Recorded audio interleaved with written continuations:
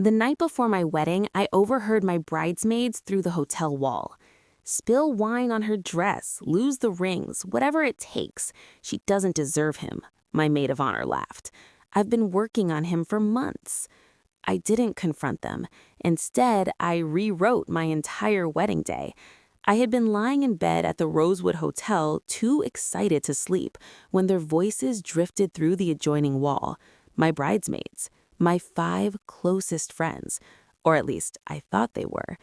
My name is Eliza Winters, and wherever you're watching this from, stay with me, because what I did in the 12 hours between overhearing their betrayal and walking down the aisle became the wedding story no one saw coming. She's so effing clueless, that was Meredith, my maid of honor, my best friend since college. Tomorrow's gonna be hilarious. "You're sure Daniel will go along with it after?" Ashley asked. "I mean, he seems pretty into her." "Please," Meredith scoffed. "I've been working on him for months. Little touches, inside jokes, reminding him of our history. He dated me first, remember, before she swooped in." My blood turned to ice. Daniel and Meredith had dated for 3 months freshman year, 10 years ago. It ended when she cheated. I didn't even meet him until junior year. "The wine spill has to look natural," Chloe chimed in. "During the photos, right? Maximum damage, no time to fix it." "I've got the backup plan," Becca added. "If the wine doesn't work, I'll accidentally step on her train during the processional, rip it right off." They laughed, all of them, even quiet Sarah, who I'd known since high school. "What about the rings?" Ashley asked. "Already handled," Meredith said. "I've got fake ones. The real ones will mysteriously disappear right before the ceremony. She'll have to use the fakes, and I'll make sure everyone knows they're not real. Plant the seed of doubt, like maybe Daniel didn't think she was worth real rings." "You're evil," Chloe laughed. "I love it. She doesn't deserve him." Meredith's voice turned sharp. Little Miss Perfect with her non-profit job and her sweet smile. Daniel needs someone with edge, someone who challenges him, not some boring good girl who probably schedules their sex life. I pressed my mouth to my hand to stop myself from gasping. These were the women I had chosen to stand beside me, the ones who had thrown my bachelorette party, who had helped me pick my dress. "Remember," Meredith continued, "we need to be subtle. Death by 1,000 cuts. By the time the reception ends, she'll be humiliated. He'll be reminded why he was attracted to me, and this marriage will be over before it starts." "What if it doesn't work?" Sarah asked quietly. "Then we keep going. I'm in their lives now, best friend privileges. I'll be around for every fight, every rough patch, and I'll be right there as the cool girl who gets him. She'll never see it coming." I slipped out of bed, grabbed my phone, and began recording. 20 more minutes of them planning my humiliation. Wine stains, a torn dress, lost rings. Meredith's plan included a toast filled with funny stories about Daniel's wild past. Ashley would accidentally play the wrong song for our first dance, Before He Cheats, instead of our chosen song. Chloe would loudly bring up prenups during the cake petting. They had planned everything, a coordinated attack to ruin my happiest day. When they finally went quiet, I sat in the dark, processing everything. Then I got to work. First, I texted my wedding coordinator, Emma. "Emergency. Come to my room at 6 a.m. Bring coffee. Trust me." Next, I called my cousin Katie in Chicago. "I need you on the first flight out. Can you be here by noon?" "Eliza, what's wrong?" "Everything. But I'm fixing it. Just get here." Then I opened my laptop and began typing. By 6 a.m., Emma sat across from me, her face growing paler with each audio file I played. "Those effing," she whispered. "Sorry, those absolute—" "It's fine. Here's what we're doing." I handed her my revised timeline. New bridesmaids, new plans, same wedding. They just won't know until it's too late. Emma studied the paper, then slowly smiled. "You're brilliant. Evil, but brilliant." They wanted to destroy my wedding. Instead, they were about to become the entertainment.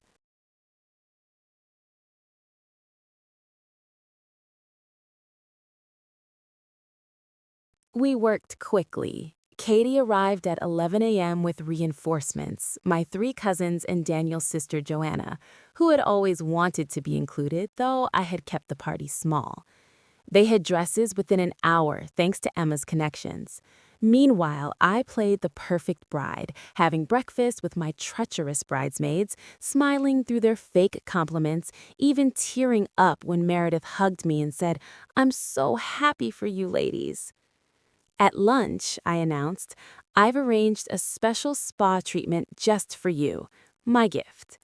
They exchanged glances but couldn't refuse without appearing suspicious.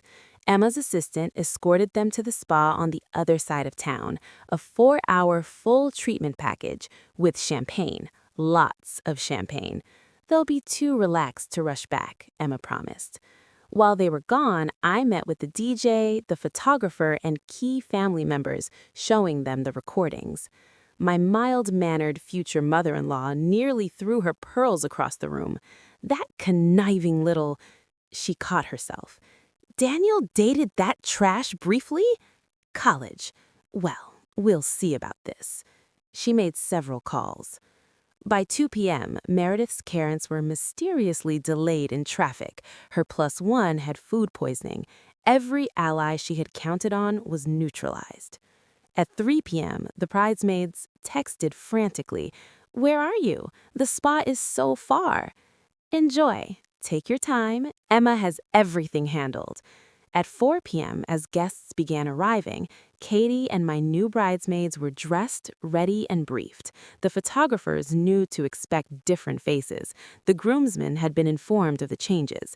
Daniel knew something was up, but he trusted me. "Whatever you need," he had said that morning when I asked him to stay flexible. "Your day, your way." At 4:30, Meredith called, panic in her voice. "We're still 40 minutes away. The ceremony starts at 5. "Oh no," I gasped. "Well, hurry, but drive safely." At 4:45, I put on my dress. My real bridesmaids surrounded me, Katie adjusting my veil, Joanna holding my bouquet. In the mirror, I looked radiant. No wine stains, no torn train, no fake rings. At 4:59, Emma knocked. They just screeched into the parking lot, running through the lobby in spa robes. Perfect. Send them to the Magnolia Suite, but the bridal party is in the Rose. I know, I smiled. The Magnolia Suite has been set up specially for them. At 5 p.m., the music began. My new bridesmaids walked down the aisle in perfect formation.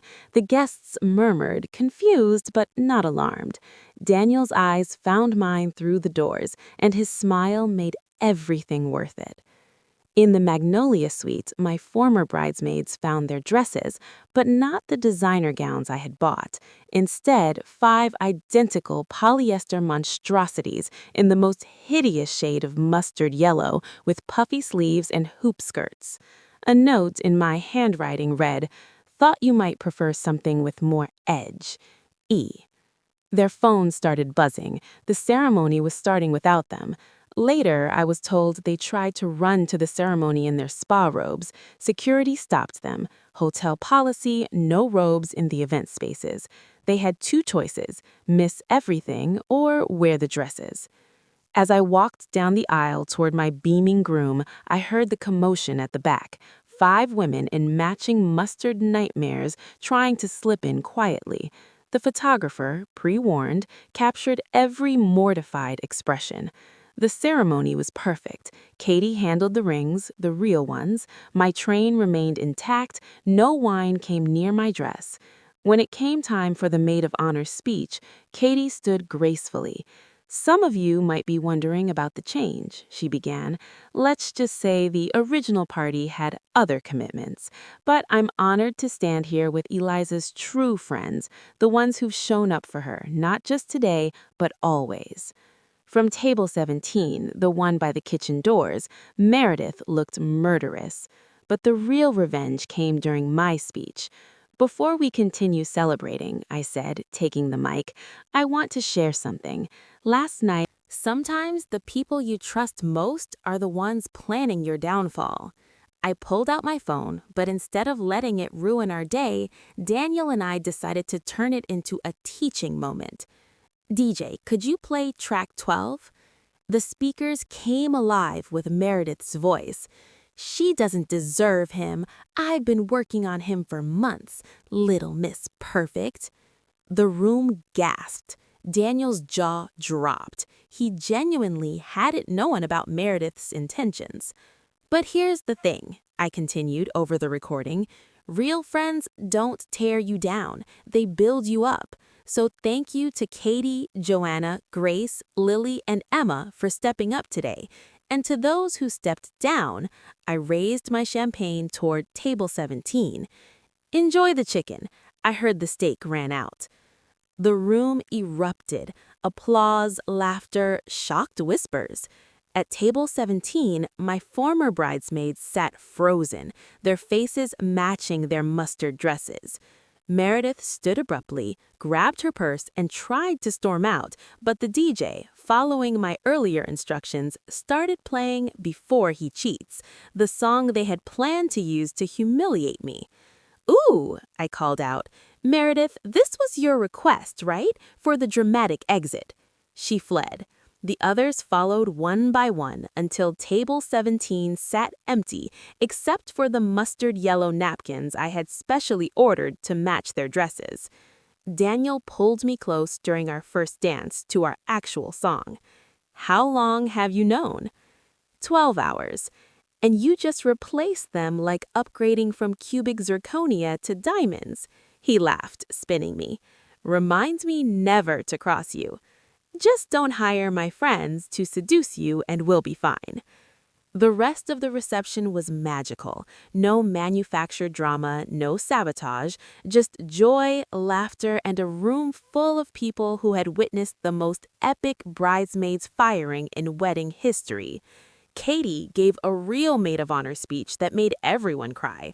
My mother-in-law cornered me to say she had never been prouder. Even the vendors were buzzing.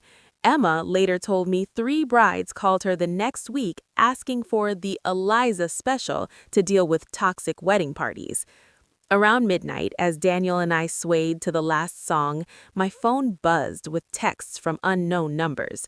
The ex-bridesmaids had been busy on social media trying to spin the story, but they had forgotten one thing.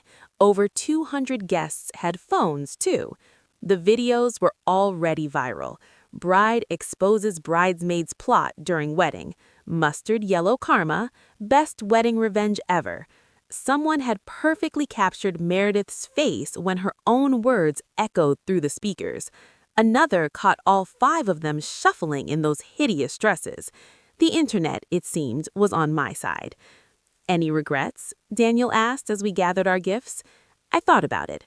5 friendships gone, but were they ever real? "Just one," I admitted. His face grew concerned. "What?" "I should have ordered them uglier shoes." He laughed so hard he nearly dropped the card box. "I love you, even though I'm not edgy, even though I probably schedule our sex life." His eyes darkened. "First, you're the perfect amount of edge. Second, the only thing on our schedule tonight is making sure you can't walk tomorrow." "Daniel," I laughed, blushing. "What?" "It's our wedding night, and thanks to you, I'm not being seduced by your backstabbing friend. I'm feeling very grateful. Very, very grateful." We've been married 2 years now. Meredith moved to Portland after the videos went viral in our social circle. Ashley apologized 6 months later. Apparently, Meredith had manipulated her with lies about me. I accepted the apology, but not the friendship. The others faded away, embarrassed into silence. Well, except Chloe, who tried to start a podcast about toxic bride culture that failed after 3 episodes when someone kept commenting with clips from my wedding. Sometimes Daniel jokes about it. "Remember when your bridesmaids tried to steal me?" Technically, only one was trying to steal you. The others were just accomplices. Still, the best plot twist ever, like a heist movie, but with worse fashion. The mustard dresses became legend. Emma framed one in her office with a plaque, "Always listen through hotel walls." Brides literally request the sabotage package now, a pre-wedding security sweep for toxic friends. But the best part? Katie and I are closer than ever. My real bridesmaids, the ones who showed up with 1 hour's notice, became my actual best friends. We have monthly dinners where we toast with champagne and laugh about the mustard yellow incident. Last week, Katie called with news. You'll never guess who I ran into. Meredith, at a wedding as a guest. Guess what color her dress was? No. Mustard yellow. The bride had specifically requested all guests avoid that color in the invitation. Meredith claims she forgot. She wore it on purpose. Has to own it now, I guess. Make it her thing, like she chose it. We laughed until we cried. Because that's what real friends do. They laugh with you, not at you. They build you up, not tear you down. They stand beside you in whatever dress you give them, even as it's last minute and off the rack. And they definitely don't try to seduce your husband while spilling wine on your dress. The wedding video sits in our drawer, unwatched. We don't need to relive it. But sometimes when we're at other weddings and I see bridesmaids whispering, I lean into Daniel and whisper back, "Think they're plotting? Better check their group chat for mustard dress orders," he whispers back. And we smile, knowing that the best revenge isn't ruining someone's day, it's living your best life while they're stuck in mustard yellow polyester trying to convince the world they chose it. Because I didn't rewrite my wedding day to hurt them. I rewrote it to save it. They just happened to be the comic